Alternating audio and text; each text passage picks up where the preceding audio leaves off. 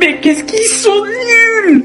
Mais nuls! Mais nuls! Ils sont tellement nuls que je suis à deux doigts d'être content pour le Real. Qu'est-ce que City c'est faible cette année, subhanallah. Je voulais que City gagne le Real, je voulais qu'il les batte. Mais je regarde le match avec mes yeux. Mais bien sûr que le Real méritait de partir avec la victoire à l'Etihad aujourd'hui. Regardez juste la différence d'expected goals. Ils sont chez eux.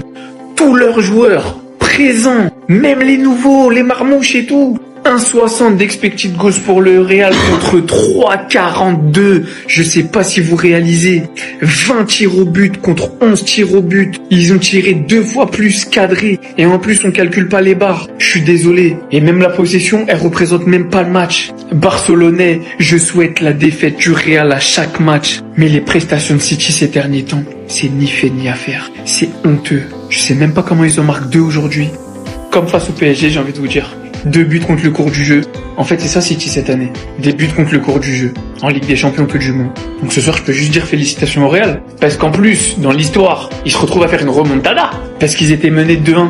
Brahim Diaz rentre, il marque. Et Bellingham, toujours. Wallah les gars, je suis dégoûté. J'ai la haine. Mais d'un autre côté, ce soir, c'est bizarre à dire. Ouais, c'est le football qui a gagné, ouais. Mais miskin, les joueurs de Manchester City, qu'est-ce que vous voulez de Guardiola? Vous voulez lui faire quoi? Vous voulez le mettre dans quel état? Comment dans un match aussi important, sachant que ta place est en jeu et que tu joues à domicile, tu te permets de faire autant d'erreurs? Comment tu peux te saboter tout seul? Quand le chat n'est pas là, les souris dansent. C'est doublé pour Erling Haaland ce soir, avec un premier but sur une superbe remise de Gvardiol et un deuxième but sur une faute de Foden. D'ailleurs Foden qui fait un superbe match, mais tout ça n'aura pas suffi à cause de toutes les erreurs de City. Il se fait égaliser premièrement sur une reprise d'Mbappé à cause d'une faute bête de Bernardo Silva qui donne le coup franc. Ils se font ensuite réégaliser une autre fois à cause d'une mauvaise relance de Ederson qui en plus d'avoir mal relancé le ballon redonne la balle à Brahim Diaz et se font punir en fin de match à cause d'une erreur de plus. Qu'est-ce que vous voulez de Guardiola? Climatisé par Bellingham dans les dernières minutes. Et le pire dans tout ça, c'est que le Real a énormément raté. Quand tu sais qu'en plus ça a chambré Vinicius sur le ballon d'or de Rodri, les supporters ont taquiné Vinicius toute la première mi-temps, même un tifo pour se foutre de la gueule de Vinicius et Rodri qui prend en photo. Tout ça pour finalement se faire climatiser en fin de match. Enfin bref, sinon vous les gars, vous en pensez quoi? Rameux sur Snap Insta, on s'ennuie. Coucou les amis, c'est nous les bandits. On vous a dit, la Ligue des Champions nous appartient. On est là pour le divertissement. On a fait les barrages tout simplement pour le divertissement. Pour pouvoir faire kiffer les gens. Pour pouvoir vous montrer à quel point on va gagner cette Ligue des Champions même en passant dans les barrages. Pour rendre l'histoire encore beaucoup plus belle, vous le savez très bien. Alors les gars, tout d'abord, on va pas rentrer dans les émotions, vous le savez très bien. Voilà, on a peut-être gagné, mais moi je suis toujours lucide dans tous les cas. Alors je vous cache pas que le Real Madrid a très bien commencé le match. Franchement, c'était incroyable. Et on prend un but contre le cours du jeu. Et par la suite, le Real Madrid ne joue plus au ballon. Deuxième période, à l'aide d'une super passe de Ceballos sur Kylian Mbappé. But de Kylian Mbappé, les gars. Et là, je me dis, non, là, c'est fini.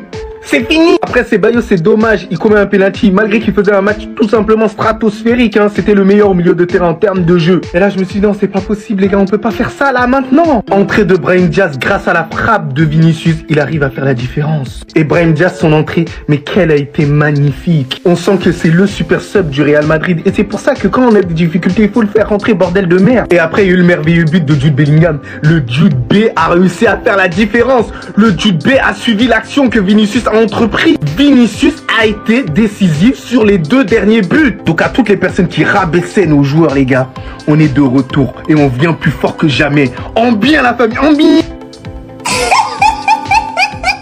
Stay humble. En fait, vous avez toujours pas compris la leçon. Restez humble. Voilà la banderole de Manchester City avant le match. Ça se moquait de Vinicius. Voilà comment ça a terminé. Vinicius passe Bellingham qui marque dans le Belling Time comme d'habitude. 3-2 pour le Real Madrid. Et voilà les méchants de Madrid, les bandits de Madrid. Après avoir égalisé, voici comment ils rigolaient. Passeur décisif, buteur et buteur. Tout simplement, le Real Madrid méritait totalement la victoire. Plus d'occasions, plus de maîtrise, beaucoup plus de confiance que Manchester City. Dans un match où Ederson a été pitoyable. Je pense que Manchester City avec un grand gardien peut espérer repartir avec la victoire. Des sorties manquées, notamment sur le dernier but de Bellingham. Un but de Mbappé complètement lunaire. Regardez rien que la reprise de volée. Ça, c'est la capture d'écran de la reprise de volée.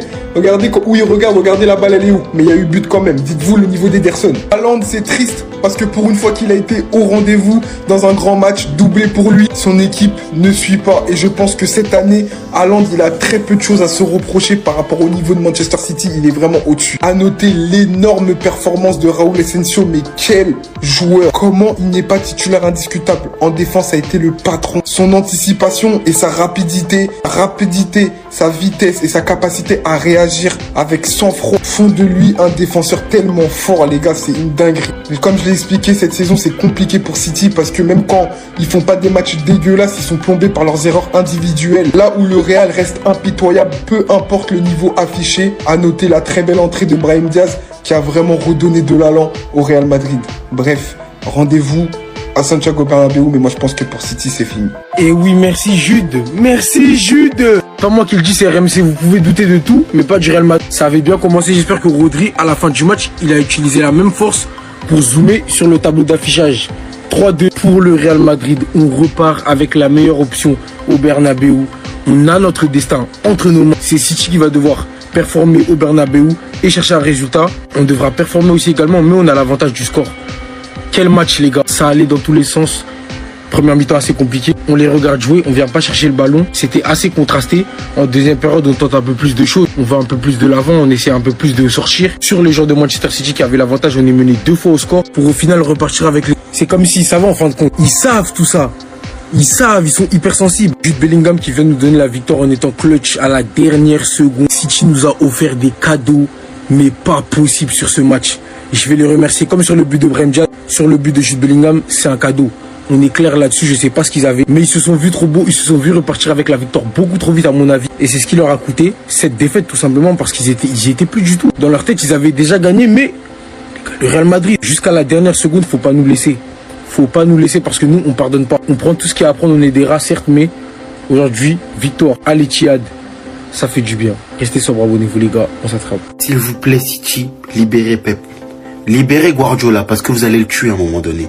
Vous avez le tué, il en a marre. Il est à bout. Il est passé par toutes les émotions aujourd'hui. Ils ont mené, ils se sont fait mener, ils ont encore mené. Finalement, ils perdent sur un coup du sort à la 92e minute. C'est dommage ce score parce que je vous assure que pendant un petit moment, j'ai cru voir le City gagnant, le City conquérant, justement. Malheureusement, ça n'a duré qu'un instant. Le Real Madrid a vite remis City à la réalité. Malgré tout ça, on peut le dire, les City Real Madrid tiennent leurs promesses. 3-2, encore 5 buts lors seulement de la première manche. Je vous rappelle que rien n'est joué, le match retour se jouera dans une semaine. Même avec un Haaland qui met un doublé, un Haaland qui s'est réveillé aujourd'hui, City n'a pas été capable de battre le Real à l'Etihad. Ils ont même eu un Grealish des grands soirs, même s'il sort sur blessure, voilà.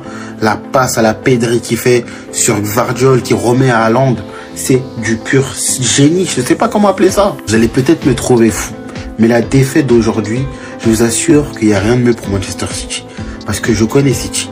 Un match nul, une victoire de City, et c'est le relâchement au match retour. Là, ils n'ont pas le choix.